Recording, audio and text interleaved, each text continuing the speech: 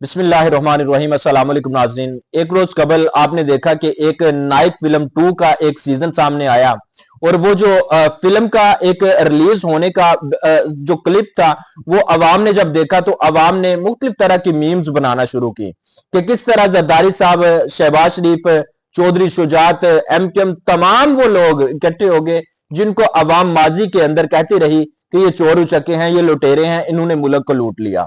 तो आज वो तमाम इकट्ठे हो गए। इमरान खान कहता था कि ये सब इकट्ठे हो जाएंगे जब इलेक्शन होगा, तो वो वाकई इकट्ठे हो गए और इमरान खान का वो बयानिया दुरुस्त हो गया जो वो जेल में जाने से पहले अवाम को देकर गया था। और आज अवाम उसी बयानिए को लेकर उसी बयानिए की तरवीज कर रही है।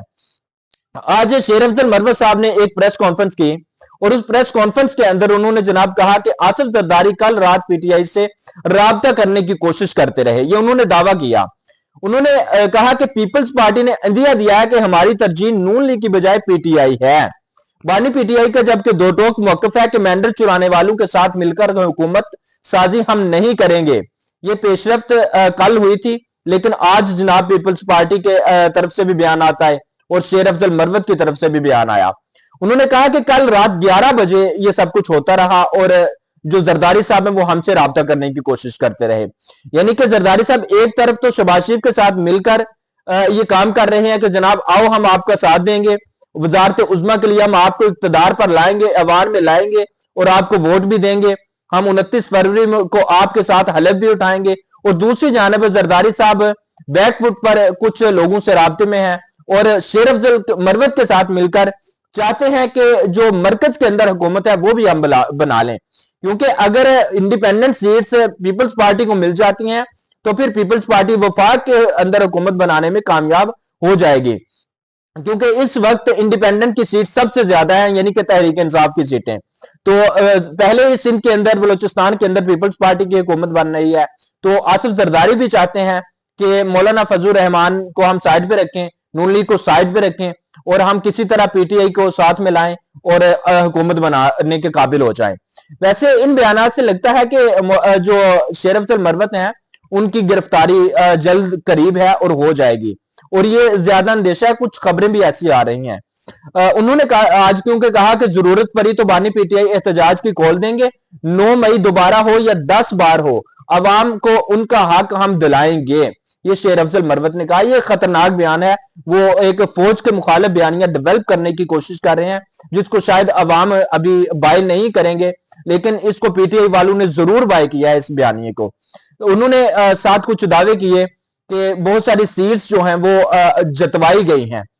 इसमें कोई शक नहीं कि धांधली हुई है, तारीख की बदतरीन धांधली हुई। और आज मौलाना फजल रहमान ने भी कहा कि 2024 के अंदर 2018 में जो धांधली हुई थी उसने रिकॉर्ड तोड़ दिए हैं। तो ये मौलाना फजल ने भी तस्लीम किया और बाकी भी तमाम लोग तस्लीम कर रहे हैं। इसी तरह साद रफीक भी बयान दे चुके हैं और बहुत सारे लोग इस तरह के बयान दे चुके हैं। उन्होंने आज शेर अफजल मरवत ने कुछ फॉर्म पढ़कर सुनाए कि शांगला में मीर मकाम को जाली तरीके से जितवाया गया। फॉर्म 45 के मुताबिक हमारे उम्मीदवार के 64,000 जबकि मीर मकाम के 45,000 वोट थे। तो केपी में हमने 8 सूबाई और 3 कौमी हल्के छीने गए, हमारे जो हल्के थे वो छीने गए हैं। जबकि बलोचिस्तान में हमसे कौमी असम्बली के 7 सूबाई और 23 हल्के कौमी असम्बली के छीने गए हैं। अली अमीन का जो इंतखाब हुआ है उस हवाले से उन्होंने बयान दिया कि ये पीटीआई के बानी पीटीआई का दानिशमंदाना फैसला है। अली अमीन गंडापुर की तमाम अमलाक कैद की जा चुकी हैं और 62 के लगभग मुकदमात हैं उन पर। पीटीआई अली अमीन गंडापुर के साथ है और खरी रहेगी और इसी तरह हम उनको सपोर्ट करेंगे। ये शेर अफजल मरवत ने जो एक बयान दिया ना कि 9 मई दोबारा हो या 10 बार हो, हम अवाम को उनका हक दिलाएंगे।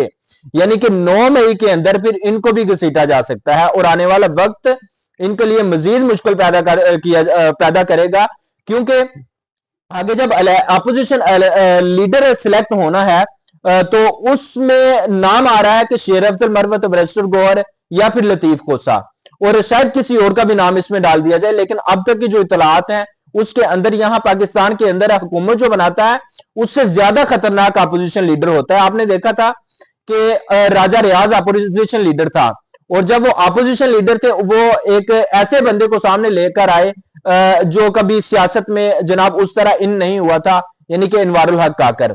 और जिसने आकर बेड़ा गर्क किया और इलेक्शन ये जो करवाए हैं तरीक की बदतरीन धांधली करवाई और इलेक्शन करवाने में भी नाकाम रहा, शफाफ इलेक्शन भी नहीं करवा सके। तो अपोजिशन लीडर की बहुत अहमियत होती है, तो इसलिए शेर अफजल मरवत का भी नाम अपोजिशन लीडर के अंदर आ रहा है।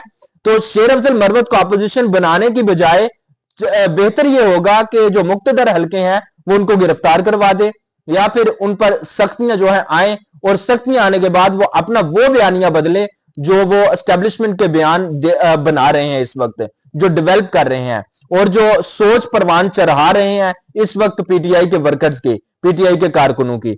लेकिन देखें कल क्या होगा। अब तक की इतलात मैंने आप तक पहुंचा दी हैं। अपना बहुत सारा ख्याल रखिए, चैनल को सब्सक्राइब कर दें, वीडियो को लाइक कर दें। अल्लाह हाफ़िज़।